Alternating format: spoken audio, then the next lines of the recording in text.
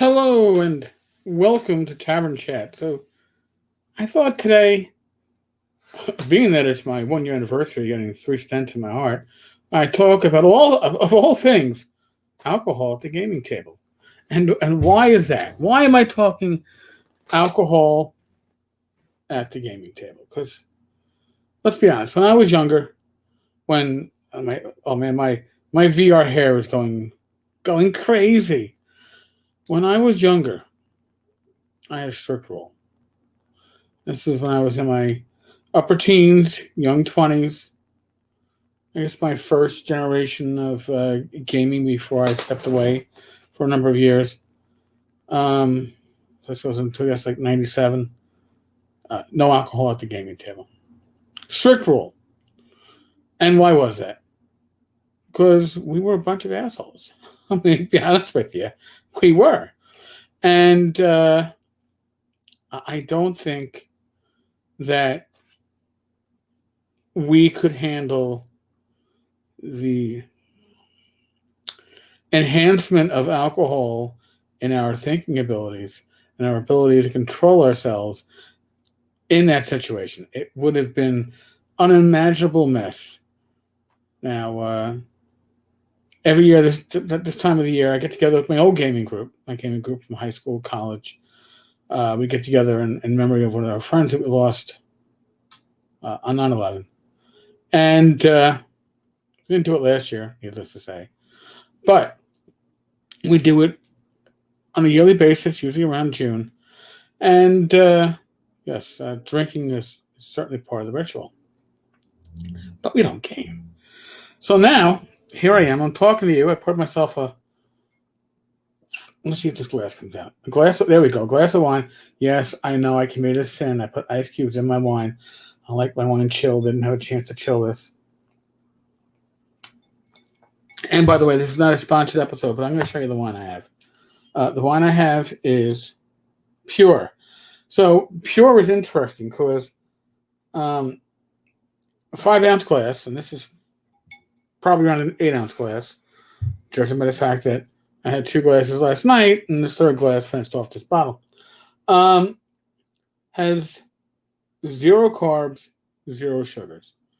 So if you're somebody like me who has to watch your carb intake because you're a type 2 diabetic or you're a type 1 diabetic, Pure is not a bad choice for wines. It comes in red, it comes in white. I just generally prefer red wine. So,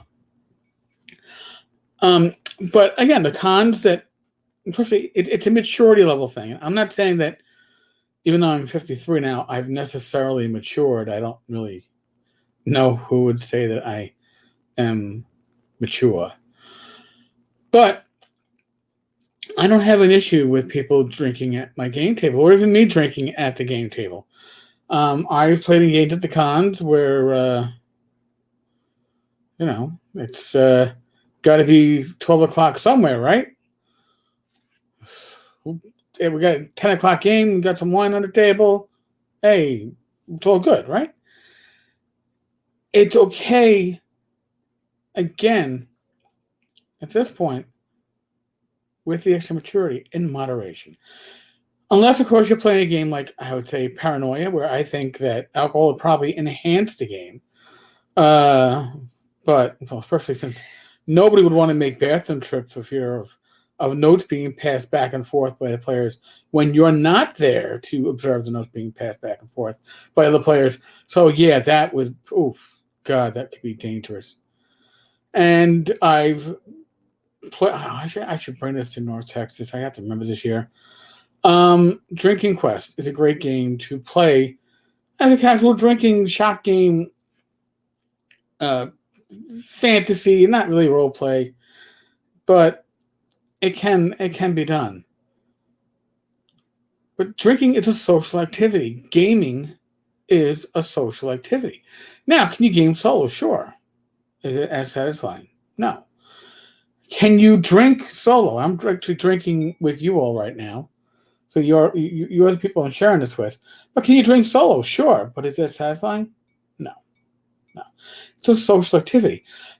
A little alcohol and a game session can mix very well. I wouldn't be doing shots personally. You're not looking to game and get wrecked.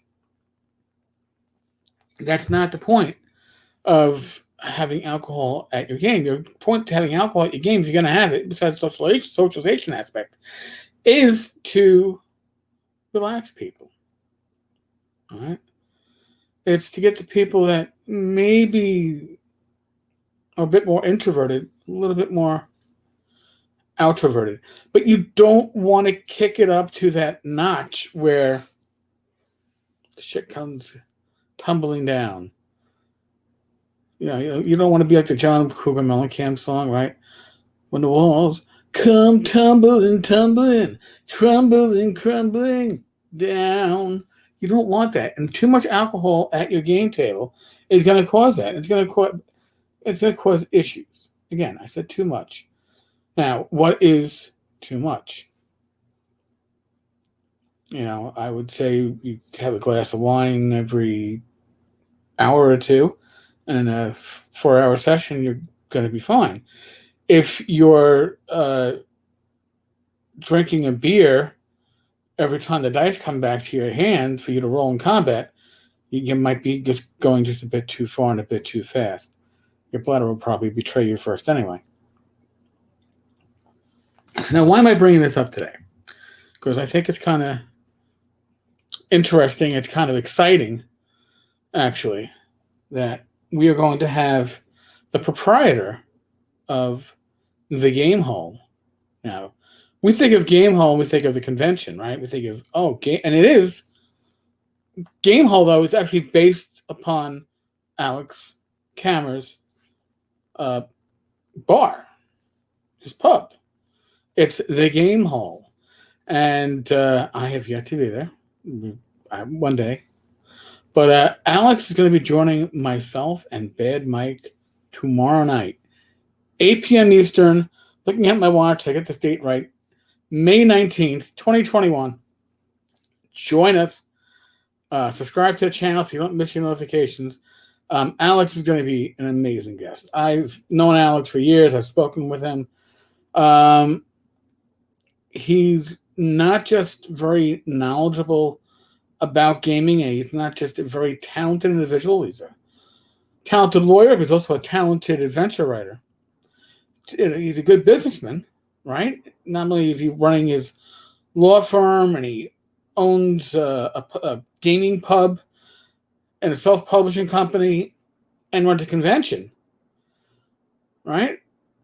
But he finds time to not just be part of this community, but to know the history of gaming, to be one of the people in our community that goes through great lengths to secure rare items for posterity's sake, for things that we will be able to see at a future time.